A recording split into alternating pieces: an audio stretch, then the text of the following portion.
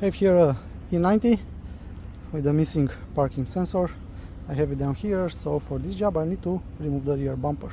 First I will remove the rear lights, then these two screws. I have removed the bumper, now I need to repair the harness. Solder the joints,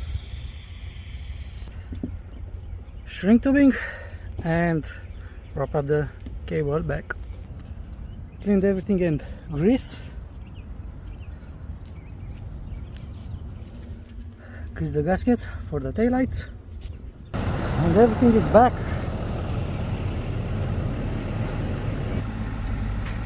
Yeah, it's working.